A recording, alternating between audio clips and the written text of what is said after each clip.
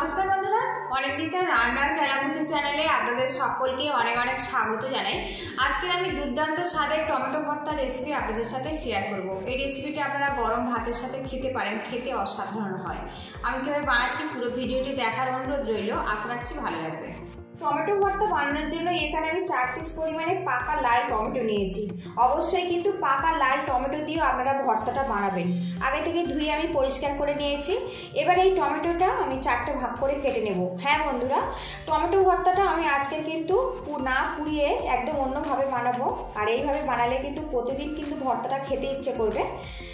আমি এখানে 4 piece tomato দিয়ে ভর্তাটা বানাচ্ছি। আপনারা কিন্তু 5 পিস 6 পিস যেমন ইচ্ছে দিয়ে বানিয়ে নিতে পারেন।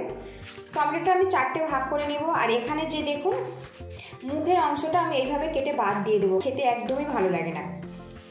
তো আমি এইভাবে 4টে টমেটো কেটে নেব। আজকে টমেটো ভর্তা বানানোর জন্য কিন্তু খুব বেশি সময় লাগবে না বন্ধুরা, একদম খুব কম সময়ের মধ্যে ভর্তাটা রেডি হয়ে যাবে।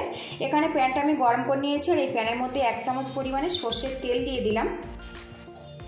তেলটা প্যানের চারিদিকে লাগিয়ে নিতে হবে। এবারে এখানে আমি রেখেছি শুকনো লঙ্কা। অবশ্যই ভর্তা বানাবেন শুকনো লঙ্কা দিয়ে, তাহলে কিন্তু অনেকটাই স্বাদ বেড়ে যাবে।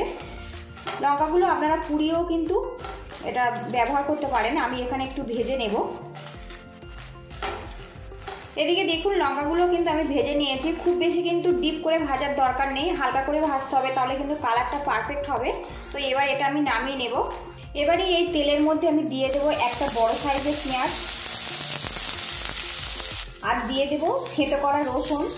রসুনটা যদি আপনারা পছন্দ না করেন তো বাদ দিতে পারেন, এটা নিরামিষভাবেও আপনারা বানাতে পারেন। পেঁয়াজটা রসুনটা বাদ দিয়ে এগুলো আমি হালকা করে ফ্রাই করে নেব। খুব বেশি কিন্তু ডিপ করে ভাজার দরকার নেই। তো বন্ধুরা, এই পেঁয়াজটা কিন্তু একদম হালকা করেই ভাজতে হবে, গ্যাস হিটটা একদম কমে রাখতে হবে। জাস্ট শক্ত থাকবে কিন্তু ওপর থেকে হালকা করে ভেজে নিতে হবে, তাহলে কিন্তু খাওয়ার সময় গালে পড়লে এটা অনেক বেশি ভালো লাগবে। তো বন্ধুরা দেখুন পেঁয়াজটা কিন্তু ভেজে নিয়েছি, আর এইরকম করে ভেজে রেডি করে নিতে হবে। এখানে যদি পেঁয়াজটা খুব বেশি করে ভাজা যায় তাহলে রান্না করা পেঁয়াজের মতো খেতে লাগবে, ভর্তাটা অত ভালো লাগবে না। এইরকম করে রেডি করে নিতে হবে। এবার এগুলো আমি তুলে নেব। এই প্যানের মধ্যে আমি 1/2 চামচ পরিমাণে সর্ষের তেল দিয়ে দেব। প্যানের চারিদিকে তেলটা সমানভাবে ছড়িয়ে দেব। এবারে এর মধ্যে কেটে রাখা টমেটোগুলো এইরকম মুখের দিকটা এইভাবে দিয়ে দেবো। এতে কিন্তু খুব সুন্দরভাবে টমেটোগুলো ফ্রাই হয়ে যাবে আর সাথে সিদ্ধও হয়ে যাবে। গ্যাসের হিটটা কিন্তু বন্ধুরা এই সময় অবশ্যই লোতে রাখবেন, কারণ টমেটো কিন্তু খুব তাড়াতাড়ি নরম হয়ে যায়। টমেটোগুলো আমি প্যানে সুন্দরভাবে কিন্তু এটা বসিয়ে দিয়েছি এইভাবে দেখুন। আর গ্যাসের হিটটা লো টু মিডিয়ামে রেখে এইভাবে আমি 5 মিনিট রেখে দেবো, তাহলে কিন্তু একটা পোর্শন ভালো মতো এটা ভাজা হয়ে যাবে। তো 5 মিনিট হয়ে গেছে, এবার এটা আমি উল্টে দেবো। তো দেখুন টমেটো কিন্তু একটা দিক বেশ পোড়া পোড়া ভাব এসে গেছে। এইভাবে রেডি করে নিতে হবে। আর বন্ধুরা তেলের পরিমাণটা কিন্তু একটু সামান্য রাখবেন, তাহলে কিন্তু এটা একদম ঠিকঠাকভাবে এটা সিদ্ধ হয়ে যাবে। খুব বেশি দিলে কিন্তু টমেটোটা গলে যাবে, খেতে ভালো লাগবে না। এইভাবে আমি উল্টে দেবো, তাহলে কিন্তু বাকি দিকটা এইভাবে রান্না হয়ে যাবে। আর দেখুন এইভাবে পোড়া দাগ লাগলে কিন্তু যখন ভর্তাটা রেডি হয়ে যাবে খেতে অনেক বেশি ভালো লাগবে আর একটা সুন্দর গন্ধ বেরোবে। তো সবকটা উল্টে দিয়েছে, আরও 5 মিনিট এইভাবে রেখে দেবো। টমেটোর অন্য দিকটা এইভাবে উল্টে দেবো। এদিকে দেখুন টমেটো উল্টে পাল্টে বেশ আমি ফ্রাই করে নিয়েছি, আর এখন টমেটো কিন্তু বেশ সিদ্ধ হয়ে গেছে। দেখুন এর গায়ে থেকে খোসাটা কিন্তু উঠতে শুরু করেছে, মানে টমেটোটা কিন্তু পুরোপুরি রেডি হয়ে গেছে। আপনারা চাইলে এই অবস্থাতে খোসাগুলো কিন্তু বাদ দিতে পারেন, কিন্তু আমি এখানে ফেলবো না। খাওয়ার সময় গালে করলে এটা চিবিয়ে ফেলে দেবো, কিংবা আপনারা চিবিয়ে খেয়ে নিতে পারেন, এটা ফাইবারের কাজ করবে।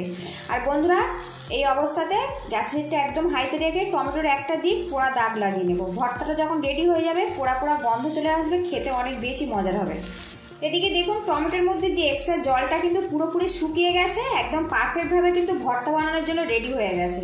এবারে এখানে আমি একটা গ্লাসের পিছন দিয়ে এগুলো ম্যাশ করে নেব এইভাবে। আপনারা চাইলে আপনারা এটা নামিয়ে ঠান্ডা করেও ম্যাশ করতে পারেন। গ্যাসের হিটটা কিন্তু আমি একদম এই সময় কমে রেখেছি। এইভাবে ম্যাশ করে নেব।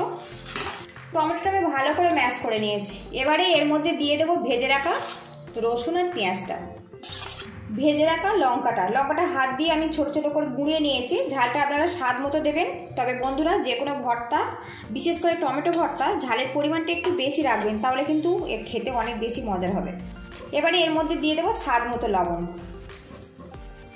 তো সামান্য মশলা দিয়ে কিন্তু এই টমেটো ভর্তা বানালে অনেক বেশি সুস্বাদু হবে। ভালো করে এটা মিক্স করে নেব।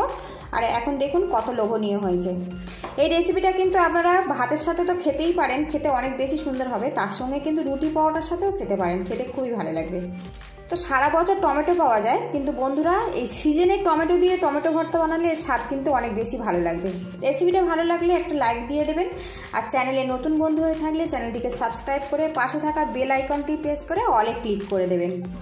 ভর্তাটা কিন্তু প্রায় আমার শেষের মুখে, আর এই রকম অবস্থাতে নামাতে হবে, তবে কিন্তু খেতে ভালো লাগবে। সবশেষে এর মধ্যে দিয়ে দেবো ধনেপাতা কুচি। ধনেপাতা দিয়ে ভালো করে মিক্স করে নিতে হবে। তো ভর্তার মধ্যে যে গরমটা আছে ওই গরমেই কিন্তু ধনেপাতাটা হালকাভাবে নরম হয়ে যাবে। তো গ্যাস লিডটা একদমই বন্ধ করে দিয়েছি। আর এই রকম গরম অবস্থাতে ভর্তাটা কিন্তু পরিবেশন করতে হবে। ঠান্ডা হলে কিন্তু এই ভর্তা অত বেশি ভালো লাগবে না, একটু গরম গরম আপনারা চাইলে পরিবেশন করতে পারবেন, খেতে কিন্তু অনেক বেশি ভালো লাগবে। তো এইরকম ভর্তা আমি আজকে লাঞ্চে ভাতের সাথে পরিবেশন করব। একটা প্লেটে পরিবেশনের জন্য আমি রেডি করে নিয়েছি। সবশেষে এর মধ্যে দিয়ে দেবো 1 চামচ পরিমাণে কাঁচা সর্ষের তেল। তেলটা দিয়ে ভালো করে মিক্স করে নেব। আর বন্ধুরা একদম পারফেক্টভাবে কিন্তু একদম রেডি হয়ে গেছে। পুরো ভিডিওটি দেখার জন্য আপনাদের অসংখ্য ধন্যবাদ রইল। আপনারা ভালো থাকবেন, সুস্থ থাকবেন এই কামনা করে আজকে আমি বিদায় নিচ্ছি।